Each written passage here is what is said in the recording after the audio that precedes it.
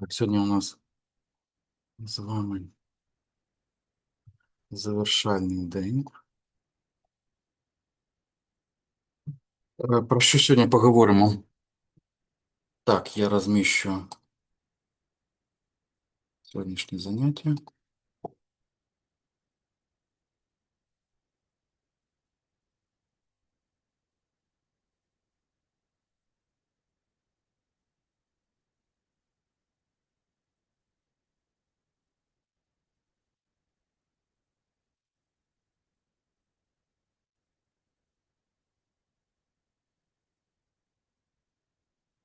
Як і обіцяв, давайте поговоримо спочатку про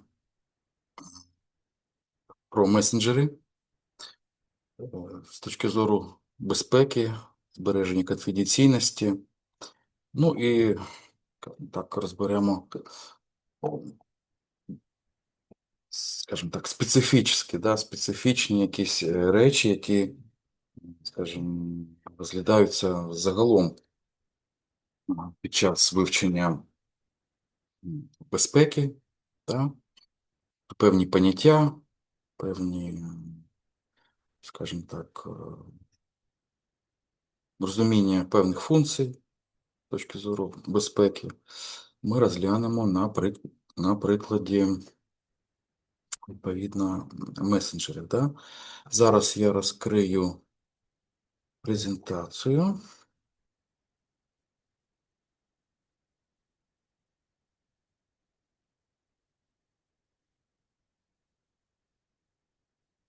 Так.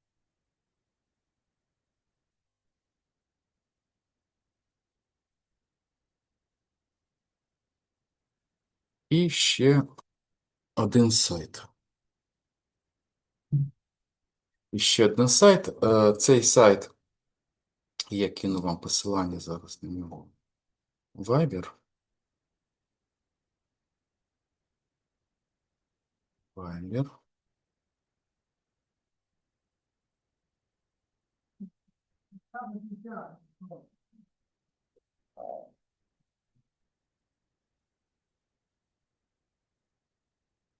Так. Ваша група. Так, що? Значить, на цьому сайті якраз порівняльна таблиця месенджерів. От. Ну і будемо розглядати. Так, ви можете її відкрити на сусідній вкладці, а я піду по презентації, буду час від часу так само звертатися до таблиці. Отже, ця презентація вона аналізує месенджери та платформи відеозв'язку.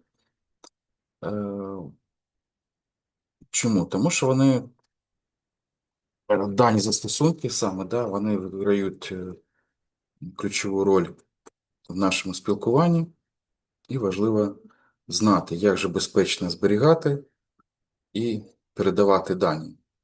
Тому що ті дані, які передаються, або скажімо, від людини до людини, від пристрою до пристрою, можуть мати, скажімо так, певну цінність. Ну і, звісно, потрібно знати, який месенджер використовувати для того, щоб бути в безпеці, да? Для того, щоб вибрати такий месенджер, який нас захищає, да? Який нас захищає, тому що ситуації можуть бути різними. Ніколи не знаєш, як може повернутися життя, от, і яку інформацію ми можемо передавати. Да? Тим більше в наш час це дуже актуально. Тобто ключове питання, наскільки безпечно зберігаються, передаються ваші дані. Ну, давайте ми по змісту пройдемося. Да? Тобто про змісту ви можете бачити, що презентація буде складатися з 20 слайдів. Перший блок він буде охоплювати вступ, зміст, ключові поняття. Другий блок ми ретельно подивимося які технічні механізми безпеки. На третьому блоці подивимося з вами аналізу конкретних месенджерів, да, і питань юрисдикції. Ну і на завершальному етапі подивимося з вами от з 15-го слайду починаючи. Значить, подивимося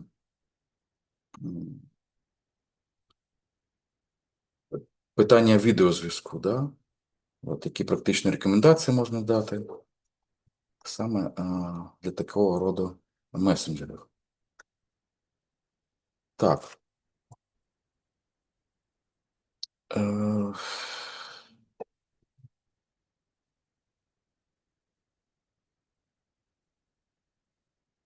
Значить, давайте поговоримо про основні базові поняття, без яких неможливо провести жодний аналіз безпеки месенджерів. Якраз тут і понятійний апарат буде даний понятійний апарат, який можна використовувати і при оцінці інших застосунків. Да? Ну, шифрування. Що таке шифрування? Це процес перетворення звичайного, скажімо, відкритого тексту, да, на нечитабельний набір символів. Його ще називають шифротекст, от, за допомогою математичного алгоритму та секретного ключа. Тільки той, хто знає відповідний ключ, так, може розшифрувати повідомлення. І існує два типи шифрування: це симетричне та асиметричне. Лікатись нічого не потрібно, я розповім потім, ну, навіть коли вже будемо розглядати, що таке симетричне і несиметричне шифрування. Так? Далі, наскрізне шифрування, кажуть. Так? Або давайте, можливо, і зараз. Тобто про шифрування. Що таке симетричне шифрування? Це ситуація, коли один і той самий ключ використовується для шифрування і дешифрування. Да? От. Воно швидке, це шифрування. І основна проблема заключається в тому, щоб нам безпечно передавати ключі. Да? Асиметричне шифрування використовується пара ключів. Публічний або відкритий, і приватний або секретний. І публічний ключ можна передати будь-кому. Так? Зашифроване ним повідомлення можна розшифрувати лише власник приватного ключа. Так? Ну, аналогія. Симетричне шифрування – це один замок з одним ключем, да? Який замикають і відмикають. А асиметричне це як скринька з прорізом, да? І його можна назвати публічний ключ. І будь-хто може кинути туди листа, да? Але відкрити може лише власник цієї скриньки, тобто підійшовши до неї своїм приватним ключем. Да? От така от аналогія. Далі, наскрізне шифрування, або що називають end-to-end encryption, означає, що повідомлення шифрується на пристрої відправника і дешифрується лише на пристрої отримувача. І жоден сервер або проміжний вузол не має доступу до відкритого тексту. Навіть сама компанія, розробник месенджера, теж так само не має до нього доступу. От. І це кардинально відрізняється від шифрування при транзиті, де сервер компанії бачить незашифровані дані і може їх передати потім третім особам. Тому наскрізне шифрування, якщо ви зустріли в описі сервісу, будь-то месенджер або поштовий сервіс, да, це запорука того, що ваші дані не можуть бути прочитані навіть самою компанією. Тобто сама компанія виступає в ролі такого транзитного серверу, да, ніби як поштар, який доставляє, функція якого доставляти повідомлення з пристрою на пристрій. Далі. А, Але критичний тут момент наступний, що оце наскрізне шифрування само по собі не захищає метадані. Да? Що таке поняття метадані? Метадані – це про те, хто, коли і кому е, надсилає повідомлення. Да? Тобто, наприклад, час з'єднання, IP-адреса, з якої на яку відбувалося, як довго тривало це з'єднання. Да? Тобто це шифрування, воно само по собі не захищає цю інформацію. Далі, воно не захищає, наприклад, резервні копії в хмарі. Да? От. І воно не захищає від компрометації самого пристрою. Далі, значить, Perfect Forward Security Secrecy – це означає, що е, кожна, ну, або так скажемо, це властивість цього протоколу передачі даних, при якій компрометація довгострокового ключа не дозволяє шифрувати попередній сесії. Ну, сесія – це момент спілкування, правда? Так, про метадані я вже сказав. Хто, кому, коли, звідки, як часто писав, да? Навіть якщо вміст він зашифрований, але ця інформація може бути відкритою.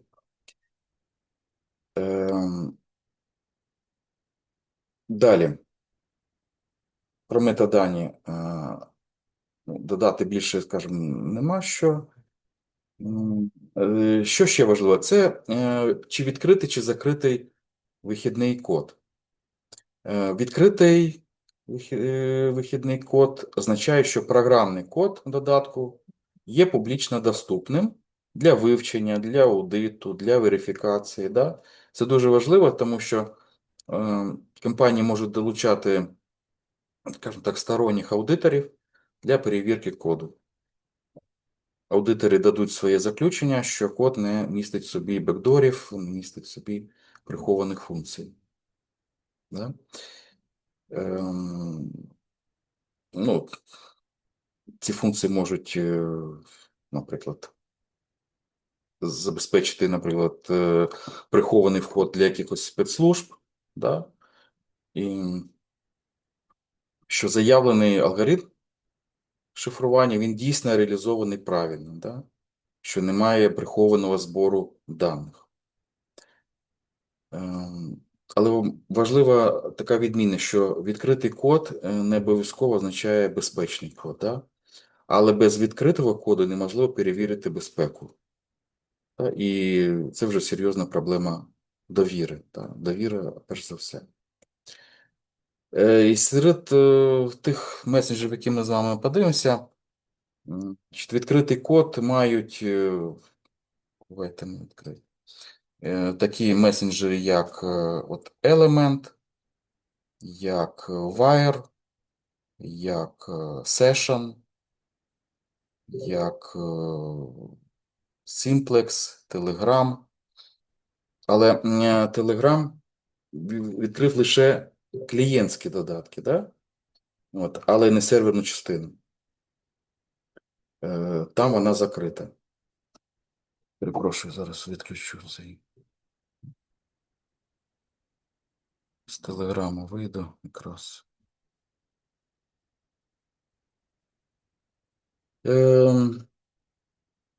А WhatsApp, Facebook месенджери, iMessage, вони мають закритий код. Тут вже є проблеми. Да? Далі. Незалежний аудит. Тобто аудит безпеки – це систематична перевірка програмного коду і протоколів криптографічних, незалежними фахівцями, як я вже сказав, які не мають конфлікту інтересів за розробника. Ну і юрисдикція теж важлива. Тобто це правова система, які підпорядковуються компанії. Да? Якщо компанія знаходиться в Сполучених Штатах, вона може бути зобов'язана виконувати запити спецслужб їхніх, да? АНБ чи ФБР. Якщо в Європі знаходиться юрисдикція, то там є такий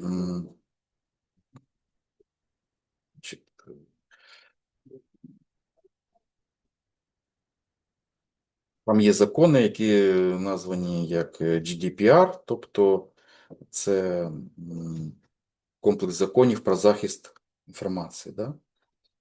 І GDPR надає більший захист, ніж інші подібні закони.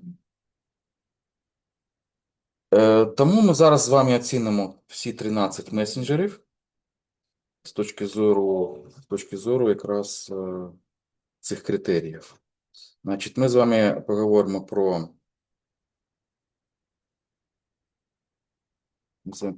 про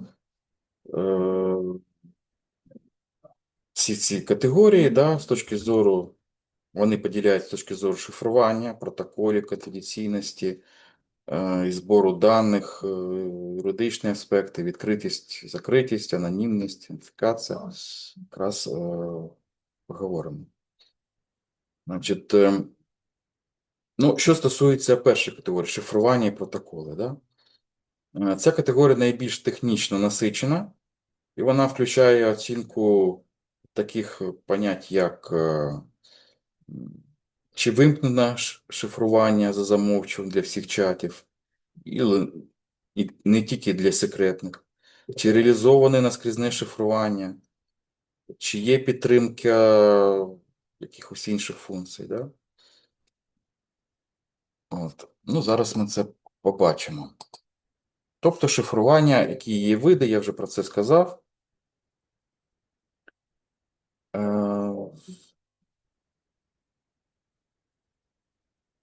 Шифрування симетричне, я вже сказав, що це один ключ для шифрування і дешифрування. От. Коли ви надсилаєте повідомлення через інтернет, воно проходить через десятки проміжних вузлів. Це можуть бути роутери, сервери провайдерів, сервери самого месенджера. І без шифрування будь-який з цих вузлів може прочитати ваше повідомлення.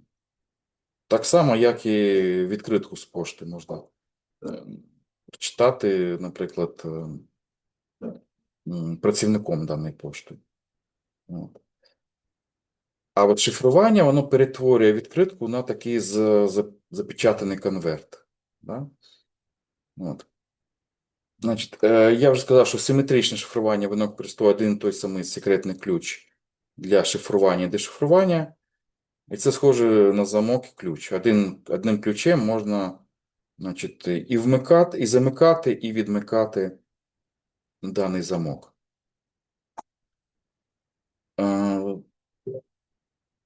Ну, переваги такого шифрування такі, що це дуже висока швидкість роботи.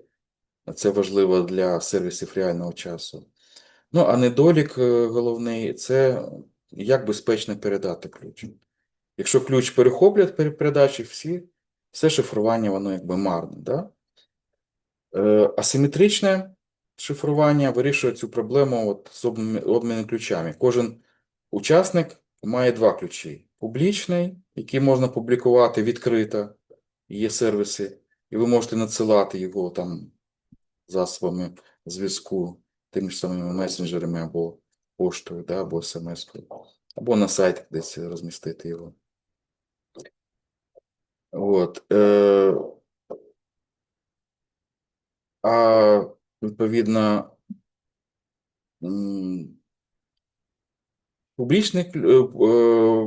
приватний ключ, він має бути утаємничений. Да?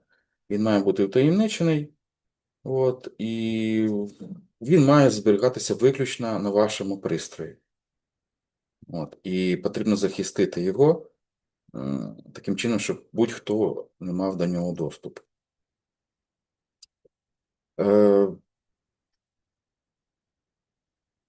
Тут ситуація така, що будь-хто може використати ваш публічний ключ для шифрування повідомлень до вас. Да? Тобто, якщо хтось хоче надіслати мені електронного листа безпечним чином, він має мати мій публічний ключ відкритий. Да?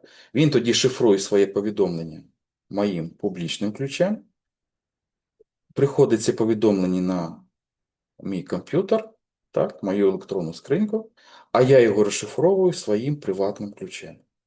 Так? а я його використовую своїм приватним ключем. Ідемо далі. Ну, як в реальних месенджерах це от, шифрування поєднується, да? Значить, ну, не вдаючись в деталі технічні, значить, обидва типи шифрування вони використовуються разом. Тобто асиметричне шифрування використовується для безпечного обміну симетричним ключем сесії. Да? Це асиметричне. А симетричне шифрування воно використовується для швидкого шифрування от, фактичного вмісту повідомлень цим сесійним ключем. І це дає нам переваги обох підходів. Безпечний обмін ключами, це асиметричне шифрування, плюс висока швидкість шифрування вмісту. Це якраз симетричне шифрування. До речі, якщо ми кажемо вже про шифрування, де воно використовується ще? Воно використовується, наприклад, при захисті вебсайтів. Так, коли ви, от я вам показував вчора, ми заходимо там, давайте Privat24 зайдемо на цей сайт. І от якщо ми побачимо протокол, яким воно передається, ми бачимо, що він секюрний, тобто HTTPS це означає, що між нашим пристроєм, нашим браузером і сервером дані передаються в зашифрованому вигляді. Да? І тут теж є синтез асиметричного і симетричного. Браузер і сервер використовують його асиметричне шифрування на самому початку підключення. Відбувається так зване рукостискання між ними, щоб перевірити справжність сайту. Так? І безпечно передати один одному випадковий згенерований там секретний ключ. А симетричне шифрування, воно включається вже на етапі після того, як ключ передано, весь подальший обмін даними, там сторінки, паролі, номери карток, вони шифруються симетричним алгоритмом, тому що це відбувається миттєво. В месенджерах я про це сказав. Поняття електронного цифрового підпису, напевно, ви чули, да? От, КЕП або ЄЦП. Тут трошки по-інакшому. Там же застосунок Дія, система електронного документообігу, да? Вони працюють виключно на асиметричному шифруванні. Ви підписуєте документ своїм закритим, тобто приватним ключем, і це створює унікальний такий цифровий відбиток. Да? От. І будь-яка особа або державний орган за допомогою вашого відкритого вже ключа може перевірити, що документ підписали саме ви, і, відповідно, що в нього не вносили зміни після підписання. Да? Тобто зберігається, от якщо ми повернемось до першого заняття, конфіденційність, цілісність і доступність, відбувається і конфіденційність, тобто ми перевіряємо, що значить, документ належить саме вам, тому що ми можемо, як організація, взяти ваш відкритий ключ, і тоді нам дасть його розшифрувати, да? І перевірити, що саме ви. Ну і цілісність, да? Коли ми підписали документ, відповідно, ми поставили на нього печатку, скажімо так, закрили цей конверт, да? І відповідно забезпечили цілісність даних. Тобто будь-хто вже не може його відкрити без нашого якого відкритого ключа і спотворити зміст нашого документу. Ну, ще є, наприклад, де ще використовується, є віддалений доступ до серверів. От. Ну, так, я в двох словах розкажу. І шифрування дисків і файлів. Да? От. Ну, наприклад, для захисту даних на випадок втрат чи викрадення пристрою використовується симетричне шифрування. Через що? Через його високу швидкість. От в Windows є програма BitLocker, да, або FileVault є macOS, і Тобто ці програми повністю можуть зашифрувати ваш жорсткий диск. І при включенні комп'ютера, да, ми якраз наштовхнемося на запитання про пароль. Да? Ну, можна паролем захистити, а можна локер і безпарольно зробити, да? Розшифровку на літу, як кажуть. Тобто зараз він вимкнений. Якщо ми вмикаємо, то ми можемо і флешку зашифрувати, це називається BitLocker Go, да? BitLocker to Go. Це захист змінних носіїв, а також можна зашифрувати окремі цілі диски, C, D, E, мається на увазі логічні. От. Таким чином ми убезпечимо свої дані від скажімо так, стороннього втручання. Потрібно це інколи використовувати. Ну, от, ще можна згадати, що шифрування використовується в криптовалюті, в блокчейні, да? Так далі. Але повертаємося до нашої презентації. Е, так. Ну, оцей сайт, якраз слайд, вірніше, він аналізує одну із найважливіших характеристик безпеки месенджера, а саме, чи ввімкнене шифрування автоматично, да, значить, без додаткових дій з боку користувача. Чому за замовчуванням так важливо? Ну, навіть якщо месенджер технічно підтримує наскрізне шифрування, але він не увімкнений за замовчуванням, на практиці більшість користувачів ніколи його не активують. Це якби є вже недолік з точки зору користувача і його повна відповідальність, що він передає дані безпечно. Да? Е, Треба сказати, що в принципі користувачі, люди звичайні, вони мало і рідко читають налаштування безпеки. От, і якщо захист потрібно включати вручну, він фактично не захищає користувача, бо користувач рідко звертає увагу, що ж там за функції йдуть разом з цим месенджером. І це, наприклад, головна проблема Telegram. Да? Telegram, і тут головний його міф про Telegram, що, мов, значить, ну, він сам себе позиціонує як безпечний месенджер, але насправді шифрування, і ви тут бачите в цій таблиці, наскрізне, тобто end-to-end шифрування за замовчуванням вимкнено. Да? Звичайні групові чати і навіть особисте листування, вони зберігаються на серверах Telegram у відносно такому відкритому вигляді. І лише секретні чати, да, вони мають справжнє наскрізне шифрування. Тобто, але їх потрібно спеціально інсценювати, потрібно спеціально включати. От. Ну, більшість користувачів Telegram вони ніколи не використовують секретні чати. Да? От. Можливо, через те, що не знають про таку функцію. Але через те, що потрібно цю функцію пошукати і включити певним чином. Крім того, Telegram він використовує свій власний протокол, да, називається MT-Proto. От, і не використовує той протокол, який рекомендував себе зараз в світі як найбільш безпечний. Це протокол, на якому працює Signal, да? Ну і інші месенджери, які на цьому протоколі працюють. Ну, часто цей протокол критикують, тому, скажімо так, в цьому є певні проблеми. Що стосується Facebook месенджера, да, Facebook месенджер тривалий час не мав наскрізного шифрування за замовчуванням всіх чатів.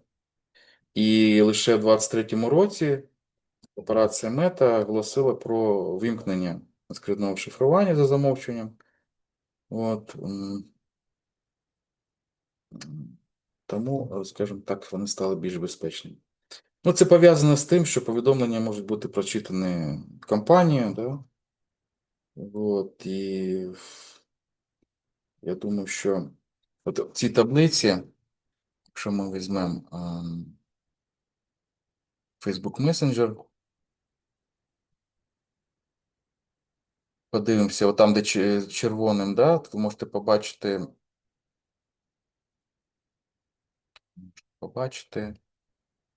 е, що всі повідомлення можуть бути прочитані Фейсбуком і позначаються як аб'юзивними, тобто, скажімо так, образливими. Да? Тому от вони, напевно, ще залишили певні лазівки. Да? І тут зазначено, що шифрування не включено за замовчуванням. От. Ну, тут зазначено як часткове включення. Да? Як часткове включення. Тому довіряти, не довіряти, скажімо так, лягає на самого користувача рішення про його використання. Тут же ще пов'язано з тим, яку власну інформацію ми передаємо. Да? І тому, якщо в разі, спираючись на ці дані, ми вирішили, що даний меседж не буде забезпечувати секюрності, ми використовуємо відповідно інший месенджер, але маєте бути свідомим, що він має бути встановлений не тільки у вас, а у тої людини, з якою ви будете спілкуватися. Що стосується WhatsApp, значить, WhatsApp, ви бачите, що у нього стоїть шифрування за замовчуванням, але WhatsApp, він справді використовує Signal протокол для скрізного шифрування, але материнська компанія Meta, вона збирає насправді величезний обсяг метаданих. Да? І фіксується все. Хто, кому, коли, з якого пристрою, з якого місця передавав, дзвонив і так далі. Да? І WhatsApp передає ці метадані для мета для рекламних цілей. Тобто вміст приватний, але соціальний, скажімо так, граф або портрет своїх користувачів мета має повний, да? Повну інформацію про, про те, звідки, коли і як довго передавалася інформація. От. Ну, ви далі можете подивитися, там Google Messenger ще є, да? Так далі. Тобто правильний підхід. Да, ще от звичайні смс-ки, да? Жодного шифрування там немає. Да? Ну, крім того, Google, він відомий як партнер АНБ, тобто це служба, спецслужба Сполучених Штатів. Є така програма PRISM. Ще Сноуден колись, можливо, чули, він в своїх документах вказував про цей зв'язок. Ну, правильний підхід який? Найнадійніші месенджери – це ті, де нескрізне шифрування є єдиним можливим режимом роботи, а не опцією. Да? От. Тому от ті, що зеленим зазначені, значить, це принаймні вони більш безпечні, але от в примітках вказана ще деяка інформація. Да? Теж треба звертати на це увагу. І з цієї таблиці виходить, що сигнал, в якому всі чати та дзвінки захищені скрізним шифруванням, найбільш безпечний, значить, меседжер. Так, як і Trima, так, як і Wire, так, як і Session, Simplex, тобто Element, iMessage, да? Вони є більш приватне. Далі. Ну, тут іде якраз ще додаткове, скажімо так, пояснення, про яке я, в принципі, вже сказав. Нічого тут я не можу додати. І, тобто, ви бачите знов в першій колонці повторення йде, що наскрізне шифрування, значить, включено в Signal, Trima, Wire, Session, Simplex. В звичайних чатах в Telegram і Facebook Messenger немає. Так? Потрібно опціонально, потрібно включати. Далі. Ну от про відкритий код. Кому тут треба довіряти, кому не довіряти. Да? Тобто на цьому слайді ми розглянемо два аспекти верифікованої безпеки. Да? Тобто це відкритість коду і незалежність аудиту. От. Тому що вони разом формують основу довіри, як я вже сказав раніше, до будь-якого месенджера. От. І це свідчить про захист нашої з вами приватності. Ще раз повторю, чому важливо відкрити код. Тому що проблема відкритого коду вона полягає в тому, що ви змушені довіряти, ну, вірніше, проблема закритого коду, що ми змушені довіряти компанії якби на слово. Да? Тобто, коли вони кажуть, ми використовуємо надійне шифрування. Ну, це легко написати, скажімо, в маркетинговому матеріалі, да? Але важливіше, щоб ці слова були підтверджені. Да? А підтвердити ці слова можуть тільки, значить, незалежні аудитори. От. І, тобто, відкритий код він дозволяє дійсно верифікувати, чи заявлений аналог месенджера, да, і алгоритм насправді реалізований, значить, без функцій, прихованих функцій. От, ну і перевірити код на наявність прихованих бекдорів, да, тобто коду, який дозволяє підключатися з інших місць, мається на увазі, функціями, які не заявлені, да, і дозволяє підключатися так, щоб перевіряти інформацію, яка проходить через сервери і, скажімо так, вести якесь спостереження, да, знімати інформацію з трафіку передачі.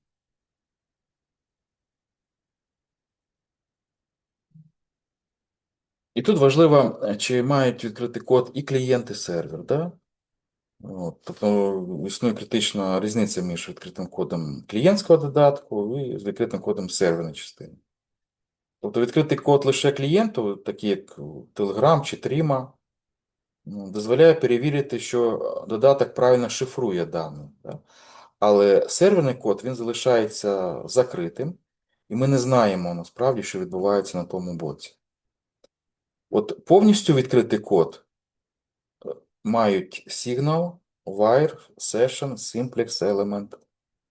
І це дозволяє верифікувати всю систему. У Signal серверний код майже повністю відкритий за виключенням там модулі антиспаму. Так. Ну, незалежні аудити безпеки. Ну, тобто, що таке аудит безпеки? Аудит безпеки це систематична перевірка коду і протоколів криптографічних незалежними фахівцями. І ключові які умови тут перевірки? Незалежність аудитора, актуальність, тобто аудитор має бути, скажімо так, нещодавним, він має бути авторитетним, да? І публічність, відповідно, результатів, да? Щоб результати стали публічними. Так. Що ще важливо? Чи зберігається в месенджері анонімність та збір персональних даних? Да? Тобто ми можемо реєструватися в месенджерах за допомогою різних даних. Да? І чим більше даних від нас потрібно під час реєстрації, да, тим, скажімо так, гірше для нашої анонімності, да, і збору наших даних. Значить, які можуть про нас свідчити дані? Це електронна пошта, наприклад, номер телефону. Ще гірше, якщо питають про наше там прізвище, ім'я. Ну, це вже рідко хто робить. Ну, електронна пошта і телефон цього достатньо, щоб сказати, що. Або, наприклад, Facebook аккаунт. Да? Ці дані, по цих даних можна нас вже певним чином ідентифікувати і за нами ну, поставити якісь спостереження, да? Збирати про нас дані. Які тут є проблеми? Наприклад, проблема номеру телефону. От більшість популярних месенджерів, вони вимагають номер мобільного телефону для реєстрації. Да? Ну, це здається ніби незначним, але несе якби серйозні наслідки. Наприклад, деанонімізація. Да? Тобто номер телефону він може бути прив'язаний до паспортних даних через сім-карту. І навіть якщо ви використовуєте псевдонім, номер телефону у вас ідентифікується все рівно. Далі, ну, наприклад, передача контактів. Так, якщо ми вже зареєстрували через номер телефону, то більшість месенджерів вони завантажують вашу адресну книгу для пошуку контактів. Да? Ви помічали, що ви можете знайти тих, значить, користувачів, які користуються даним месенджером. Мається на увазі тих, хто є в вашій адресній книгі, і ви побачите. І, тобто, передача контактів, вона через це передається персональні дані тисяч, мільйонів людей, скажімо так, без їхньої явної згоди. Навіть якщо вони не користуються даним месенджером, все рівно дані з адресної книги передаються для цих компаній. Ну, і метадані, да? Тобто метадані можна як ідентифікатор використовувати, тобто номер телефону стає вашим первинним ідентифікатором, що дозволяє зв'язати всі ваші активності. Да? Ну, є різні способи приховати, використовуються компанія, наприклад, хешування номерів телефонів. От, тобто по хешу неважливо відтворити оригінал. Да? І деякі месенджери, там, Signal, Trima, вони хешують номери телефонів перед завантаженням на сервер. Да? Ну, критики вони зазначають, що простір номерів телефонів є скінченним. Да? Здається, більше 10 мільярдів можливих номерів. От, є така атака, називається атака по райдужних таблицях. Коли райдужні таблиці це коли вже знаючи хеш і знаючи значить, його розшифровку, можна з хешу побачити, який справжній номер за ним йому співставлений. Тобто хешування номерів телефонів дає такий обмежений захист. Значить, повністю анонімні месенджери, такі як Session і Simplex, да? От це єдині месенджери в порівнянні, що дозволяють повністю анонімну реєстрацію без надання жодних персональних даних. Да? Тобто Simplex, Simplex і Session. Нічого не збирається. От, Trima трошки в цьому розумінні, ну, скажімо так, менш сек'юрно, що кажемо, повністю, да? Тобто Session генерує криптографічний ідентифікатор без прив'язки до особи.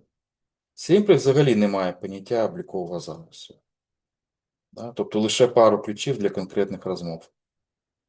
Це для кого взагалі ідеально? Це ідеально для журналістів, правозахисників, В світі наших подій якраз ці от месенджери актуальні, якщо людина знаходиться на тимчасово окупованих територіях, їй потрібно передавати якусь інформацію, да, для родичів по справах, ну і так далі.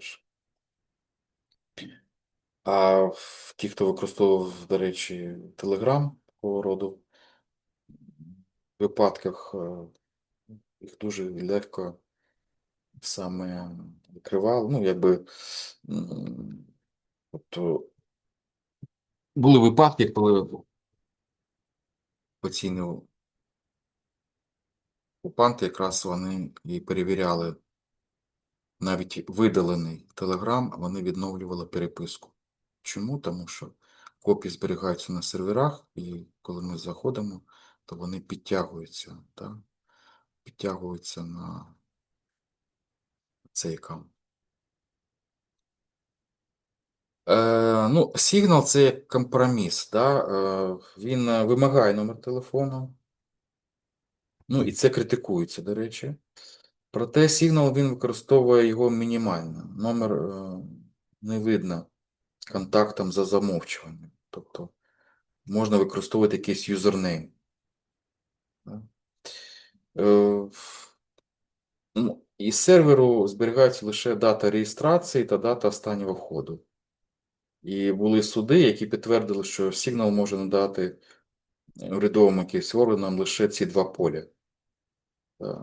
Ні контактів, ні повідомлень, ні метаданів листування. Що стосується Facebook месенджера, він збирає найбільший обсяг даних серед всіх аналізованих месенджерів. От, тобто він збирає там покупки, фінансову інформацію, точне місцезнаходження, контактну інформацію, контакти, да, там, так далі. Ну, також зберігається цим месенджерам і контент повідомлень, да, в певних випадках, пошукова історія, ідентифікатори пристрою, дані про використання, вплива інформація. Тому що ця інформація використовується корпорацією Мета для таргетованої реклами, да? І передається партнерам.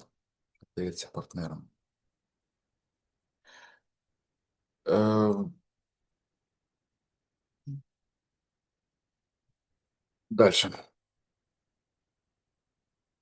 Ну, про метадані я вже казав, можна їх назвати приховані загрози, як тут зазначено. Ну, тобто парадокс він полягає в тому, що навіть при ідеальному скрізному шифруванні метадані можуть розкрити надзвичайно багато інформації про вас, про ваше життя і про ваше спілкування. Знову ж таки, що таке метадані? Тобто, якщо саме повідомлення вміст може порівняти, наприклад, з вмістом конверта, то метадані – це інформація на конверті. Да? Хто відправив, кому, коли, звідки, якого розміру цей лист. Да? І які конкретно метадані в месенджерах? Ну, часові мітки, да? Коли саме ви, наприклад, написали або отримали повідомлення. Учасники, да? Хто спілкується з ким. Частота, як часто ви спілкуєтесь з конкретними людьми. IP-адреса, тобто ваше географічне розташування. Пристрій та операційна система, тобто ідентифікатор вашого пристрою. Розмір і тип даних. Чи надсилали ви фото, відео, великі якісь документи. Тривалість дзвінків. Навіть без змісту розмови тривалість може бути значущою. Тобто треба розрізняти метадані і вміст. От, чи справді метадані такі небезпечні? Насправді це так, і навіть більше, ніж здається, да, несе небезпеку, тому що, ну, от, наприклад, реальні приклади, які можна пригадати, або моделювати. Ну, наприклад, сценарій такий, що журналіст, наприклад, розслідувач дзвонить юристу, да, а потім редактору, потім репортеру з певного регіону. Вміст невідомий, але Паттерн, скажімо так, або поведінка очевидна, ну, очевидь, відкрита, да? Хто кому, коли, звідки, да? Сценарій, наприклад, другий може бути, ну, наприклад, людина, яка публічно там заперечує свої проблеми зі здоров'ям. Але протягом кількох тижнів він регулярно комунікує зі своїм лікарем або дзвонить в онкологію, да, чи аптечним службам. Тобто, знаючи, хто кому коли, то ми відкриваємо цю інформацію. От, тому які месенджери шифрують метадані? Да? Тобто ми поговорили про те, що це небезпечно, які ж все-таки шифрують. От з цих 13 проаналізованих месенджерів, які є у нас в таблиці, повністю шифрують метадані або переважно реалізують. Це лише сигнал. Значить, він приховує навіть відправника від сервера. Да? Тобто метадані вони мінімальні. І Simplex. Simplex децентралізований підхід без постійних ідентифікаторів повністю. Так. Але більшість інших месенджерів, такі Telegram, WhatsApp, iMessage, Google Message, передають метадані на свої сервери і відносно у відкритому вигляді. WhatsApp, кажуть, окрема проблема, сам міст зашифрований через Signal протокол. Але WhatsApp передає метадані. Хто кому, коли, якого пристрою, з якої локації, як часто, до своєї материнської компанії Meta для використання у рекламних системах. Тобто Meta знає ваш соціальний профіль, ваш розпорядок дня і ваше місце знаходження, навіть не маючи доступу до вашого, до вмісту вашого повідомлення. Тобто, який практичний висновок з всього цього? Якщо ваша безпека, тобто ваша діяльність або ваше життя, воно потребує максимальної безпеки, технічно зашифрований месенджер з незашифрованими метаданими є все рівно небезпечним, да, вибором. Для максимального захисту необхідний наскрізне шифрування, і захист метаданих, і навіть приховання ваших IP-адрес, тобто по яких визначають ваше місце знаходження, і можна використовувати там VPN або Tor-мережу для такого роду випадків.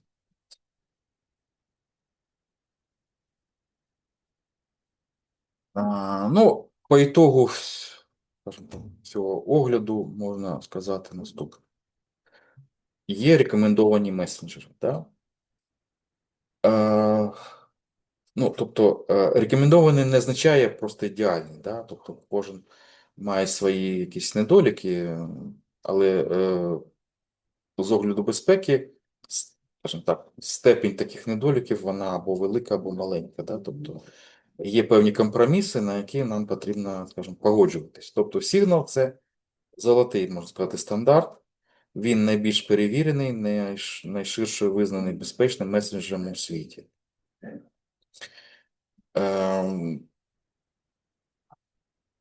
Тобто у нього переваги які?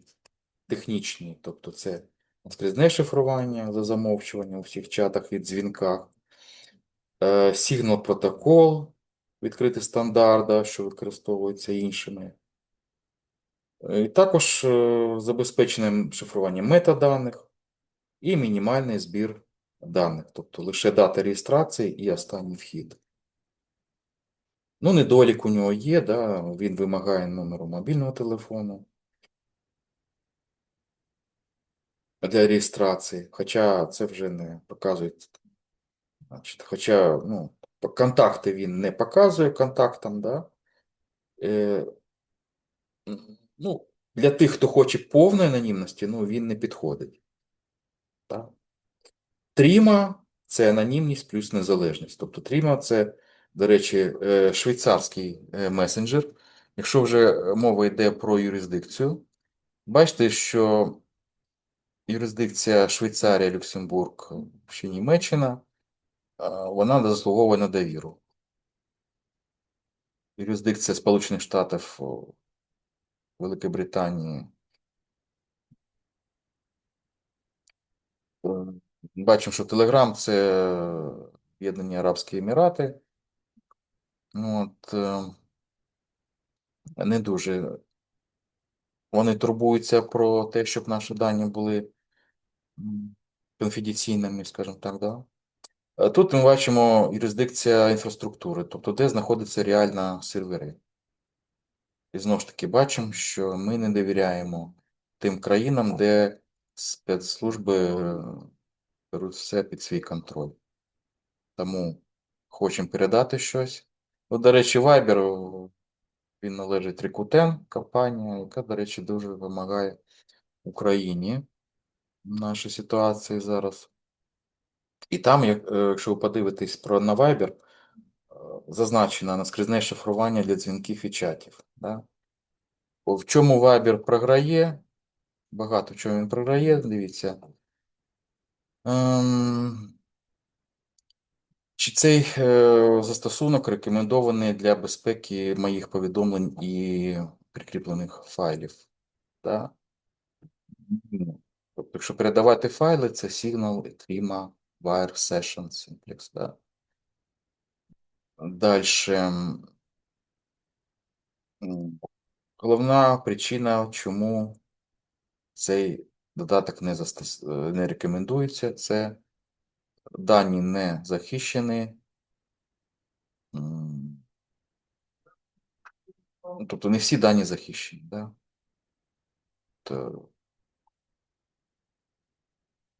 От якраз тут мова про мобільний телефон і Signal в тому має перевагу.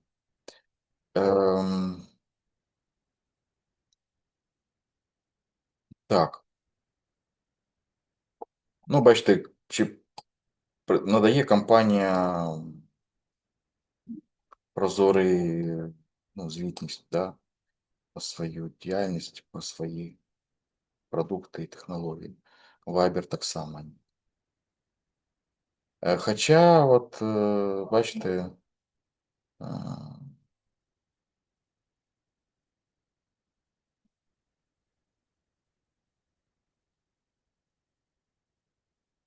де можна Viber довіряти? От, бачите, я про це казав. Шифрування включено, якщо пристрій її підтримує. Ну, останні версії Android-системи це підтримує. Да. Тут є алгоритм, значить, алгоритм шифрування вказаний, це технічні деталі. Ну, давайте якраз там ще є слайди, можливо, там все зазначено буде. Тобто Тріма, швейцарський, він, здається, з 12-го року існує. Ключова відмінність, він повністю анонімну реєстрацію має, без номерів телефону чи емейлу. Тріма, він платним, тобто разово там $5. Да? Тобто, що це означає? Що бізнес-модель вона базується не на рекламі, а на прямих продажах. Да? Тобто, якщо якийсь застосунок або сервіс безкоштовний, користувач має задати собі єдине питання: а яким чином компанія заробляє? Яким чином вона оплачує заробітні плати, премії, отримує всю інфраструктуру. Да? Тобто, таким чином ми виходимо на питання, на чому вона заробляє. Якщо вона заробляє на наших з вами платах і планах, то значить не на рекламі, це точно, або частково. Да? От, вірогідність того, що вона заробляє на рекламі і інших, скажімо так, продажах нашої інформації, вона зменшується. Да? Тріма має недолік, вона має закритий серверний код. да, що обмежує її повну верифікацію. Так, із такого, ну, session це максимальна анонімність. Session він побудований на принципі жодних персональних даних, реєстрація без номеру телефону, без e-mail. Замість традиційних ідентифікаторів використовується там певний ID графічний. І у нього мережа побудована на принципі такого, як і у Tor. Тобто ваша IP-адреса невідома серверам. Що таке Tor? Tor це і мережа, і Tor-браузер ще є, який виходить в цю мережу. Він побудований таким чином. Якщо ви користувач, хочете дістати інформацію з сервера певного, да? Ви це робите не напряму, як в звичайній нашій інтернет-мережі, да? А ви це робите через систему проміжних комп'ютерів, да? От. Тобто така цибулинна організація зв'язку, ну, зв'язку, да, інтернет-зв'язку, коли нас не можуть ідентифікувати по IP-адресі, да, тому що останньою нодою, яка виходить на сервер, є от дана нода з її IP-адресою, яка визначає, в якому чисто географічно, де знаходиться даний комп'ютер. А від нього він отримав всі адреси, а від нього свої. Да? Тобто про нашу IP-адресу знає тільки оця перша нода, тобто перший комп'ютер, через який ми вийшли. Швидкість при цьому здорово ріжеться, вона падає, да? Але секюрність забезпечена. Ну, я би не сказав, 100%, там є свої нюанси, да? От, не будемо заглиблюватися, але принаймні частково наша безпека реалізована таким чином. Йдемо далі.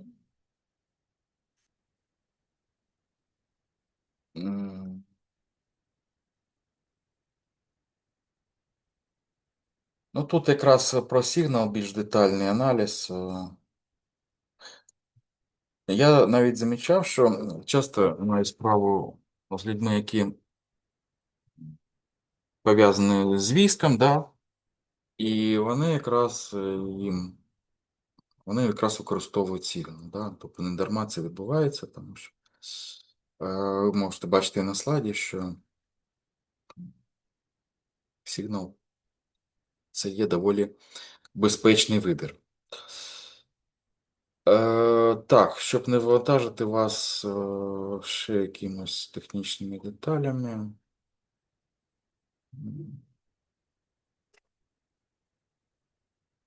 Так. Ну, давайте про Telegram поговоримо, тому що Telegram у нас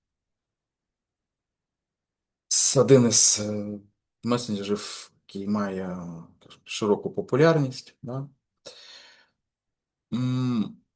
І я б сказав, він найбільш дискусійний месенджер.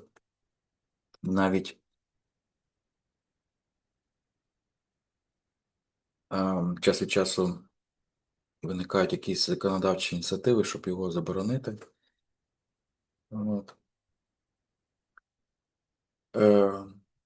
Ну, він користується репутацією в деяких колах як безпечний додаток, але ця репутація, вона значною мірою є маркетинговим, да, конструктором,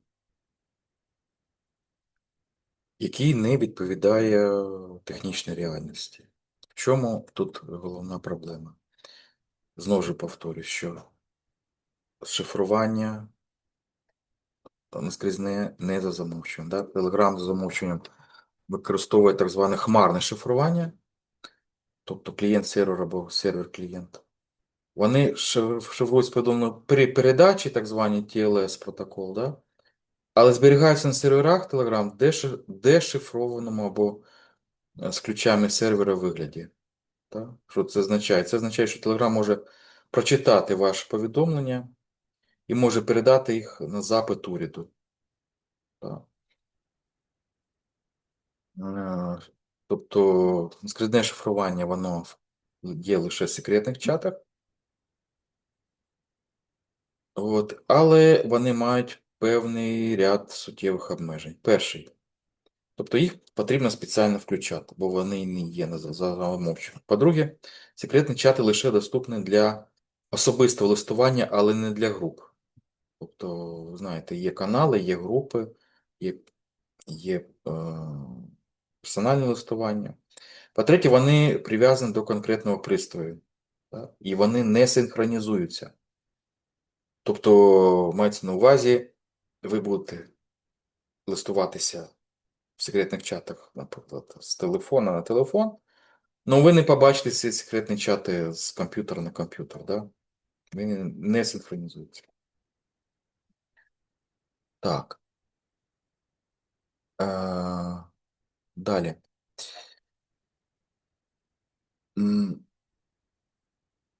Тобто, як результат, більшість користувачів Telegram ніколи не використовувала ці секретні чати, да? Можливо, через такі недоліки. Тобто, якщо ви використовували Telegram для звичайних чатів, ваше повідомлення не захищені скрізь ним. Ну, ще є проблема протоколу цього, який там використовують. Вони мають власний криптографічний протокол, от, який о, є самопісним, по суті. Да? Тобто, свою власну криптографію і мають певні вразливості, яких немає перевірених стандартів. Да? Ну і Telegram він зареєстрований на Британських Віргінських островах і з операційним офісом в Дубаї. Да? І ці от острови, вони є офшорною юрисдикцією з мінімальною якоюсь прозорістю. Ну, крім того, я зустрічав інформацію про те, що зв'язки з Дурова з Росією спецслужбами не повністю обірвані, да, і невідомо, чому та хвиля, скажімо так, яка тоді піднялася, пам'ятаєте, можливо, через те, що хотіли заблокувати Telegram, це не вдалося, а потім різко ця хвиля впала, да, спала, тому що щось відбулося в цей період. І чи не є якийсь зв'язок, який ще не досліджений між ними. Да? От, крім того, є підозра, що вся інформація, вона дзеркалюється, да, на інші сервери, які ну, знаходяться під контролем ФСБ. Тому, звичайно, чутливу інформацію ми не довіряємо Телеграму, мається на увазі як переписку. Використовуємо, вже знаючи цю інформацію, яку вам надав, більш безпечні месенджери. Так. Ну, хоча треба сказати, чому ми використовуємо Telegram. Да? Це публічні канали і зручність, тобто користання цих каналів. Тобто це як засіб самоосвіти, скажімо так, да, ведення каналів і так далі. Тобто ми використовуємо, там створюємо великі групи, як для масового поширення інформації, він непоганий. Да? От. Але як безпечний приватний месенджер, він не є. Тобто він не відповідає сучасним стандартам. Тобто для безпечного листування вибирайте Signal, Trim, да, або інше якесь рекомендоване. Так, 14 слайд у нас присвячений WhatsApp. В принципі, нічого нового тут не скажу, це просто підбиття підсумків про те, що я сказав. Ну, і потрібно сказати, що я не рекомендую, да, що не рекомендовані, які месенджери не рекомендовані. Да. Ну, по-перше, Google Messages, да? Той стандартний додаток, да? SMS-додаток на Android від Google. Ну, технічно він не підтримує не наскрізного шифрування. Тобто є якісь технічні обмеження. Тобто наскрізне шифрування в цьому месенджі працює лише між е, двома користувачами, обидва з яких використовують, значить, що таке?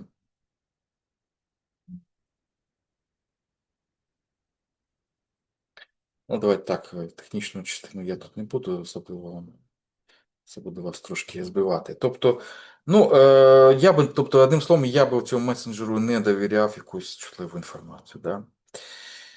Ем, Google є учасником, програма називається Prism від AMB, я вже про це казав. От, додаток він інтегрований в екосистему Google, що ускладнює перевірку даних. Закритий вихідний код, да? Тобто і відсутній аудит. Ну, про Apple, що сказати про Apple? iMessage він використовує наскрізне шифрування між Apple пристроями, да? І технічно реалізовано якісно. Ем, тобто, але Apple є учасником програми PRISM і підтверджено передавання даних спецслужбам. От. З плюсів, що iCloud бекап, він за замовченням зберігає резервну копію повідомлень, включаючи ключі шифрування на серверах Apple, що дозволяє фактично читати і спецслужбам за запитом, читати повідомлення.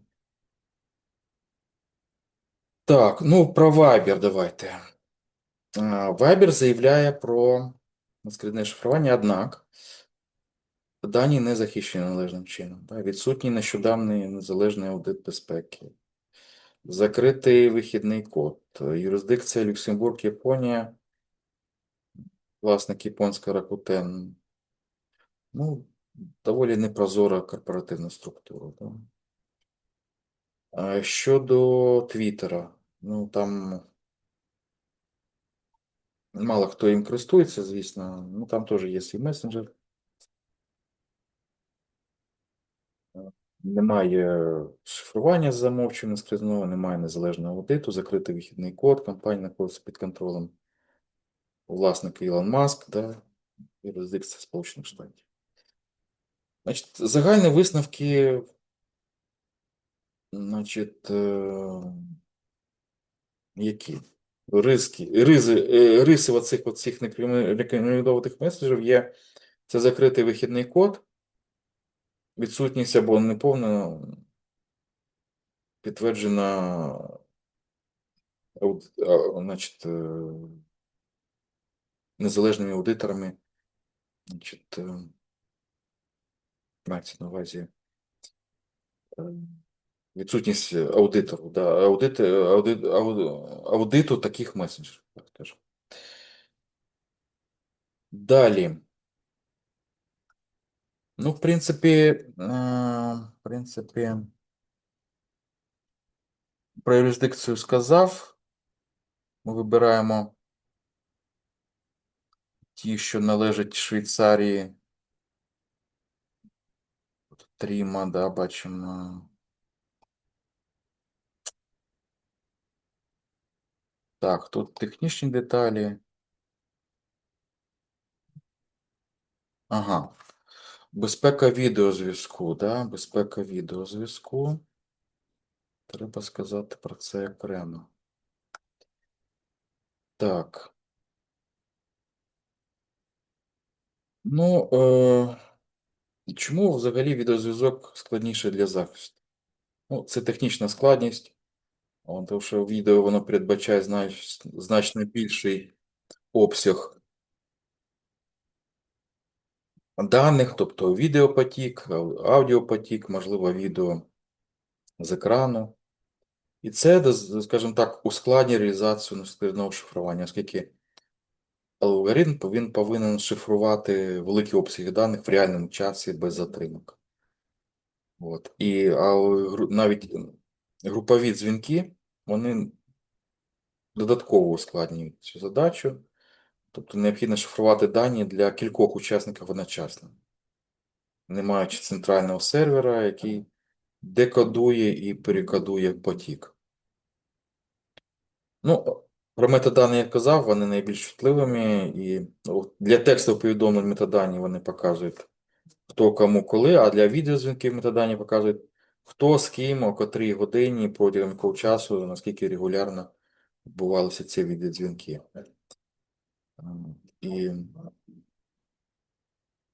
ну, і фізичні вразливості, наприклад, камера і мікрофон теж є як вектори атак, тобто пристрої, на які направлені атаки зловмисників. Шкідливе програмне забезпечення може отримати доступ до відеострімінгу, да? Навіть поза дзвінка. Тому варто завжди закривати камеру фізичною якоюсь шторкою. Пам'ятаю, Цукерберг це зробив, да, колись показував, як він закрив. Ну, про Zoom. Про Zoom. Zoom, через який ми зараз з вами спілкуємося, він набув популярності через пандемію COVID-19, але у нього модель безпеки серйозна. Має недоліки. Скрізне шифрування не є його стандартним режимом. Вона доступна лише для певних планів, і потрібно вручну вмикати цей режим. В 2020 році виявилося, що Zoom перенаправляв ключі шифрування через сервери в Китаї. Компанія це американська, значить, але метадані зустрічі, хто коли тривалість учасників, вони зберігаються на серверах в Zoom. Ну, і чисельні вразливості були виявлені в 2020-2021 роках. Які рекомендації? Да, ну ще є Google Meet і Microsoft Teams, вони є корпоративними рішеннями відповідних технологічних компаній. З тими ж самими недоліками, які є у їхніх месенджерів. Да? Які рекомендації для відеозв'язку? Використовувати Signal. У нього є так само включено наскрізне шифрування за замовчуванням в дзвінках і мінімальні метадані. Тріма підтримує наскрізне шифрування, відеодзвінки так само з аналогічними гарантіями. Ну, Wire, Element, наскрізне шифрування ви бачите на групові дзвінки, вони є безпечними. Ну, тобто для корпоративних дзвінків через Zoom чи Teams треба розуміти, що метадані вони доступні компанії, потенційно вони доступні спецслужбам. Тобто не потрібно обговорити на таких платформах конфіденційні, якісь юридичні, медичні або комерційні чутливі питання. Ну і вмикати наскрізне шифрування вручну в Zoom, де це доступно. Які загальні фізичні заходи безпеки? Ну, наприклад, шторка, да, на камері, коли не використовується, то можна її і включити. Або окреме приміщення для чутливих розмов, або навушники, да. Перевірка фону, да, відеодзвінків, якісь видимі документи, екрани, адреси. Так пам'ятаю, був такий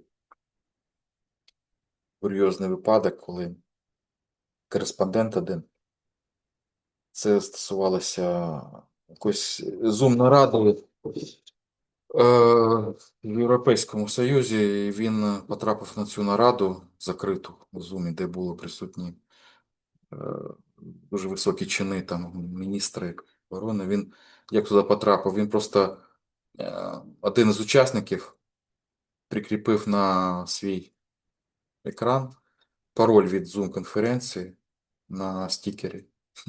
Він її побачив, тобто зробив скріншот, потім розпізнав, збільшив, розпізнав і потрапив таким чином. Потім всі були дуже задоволені. Але проблема в тому, що самі учасники конференції ну, просто допустили такий просто ляп. Да. Ну, він потім зізнався, хто він є і чому він там опинився. Але це якраз відкрило проблему безпеки, да, яка може бути таким чином розкрита. Да. М, Так, це вкратце ну, вкратце вийшло. Давайте ще поговоримо про цифровізацію України. Це важливий момент. Ми з вами живемо в країні, яка доволі далеко просунулась в питаннях цифровізації своїх послуг. Зараз я відкрию відповідну презентацію. І є привід, скажімо так, пишатися цим. Секундочку.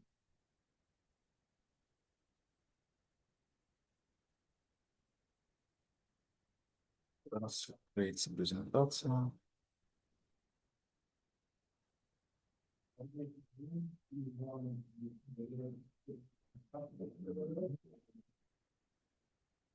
Ага.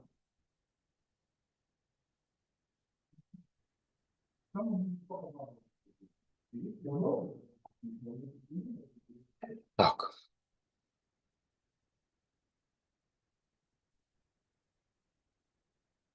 Отже,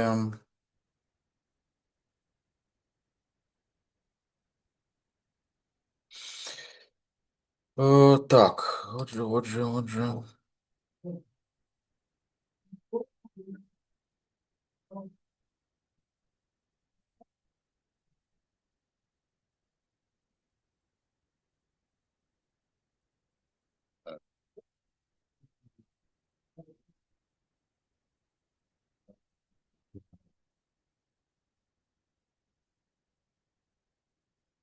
Я тут буду пропускати.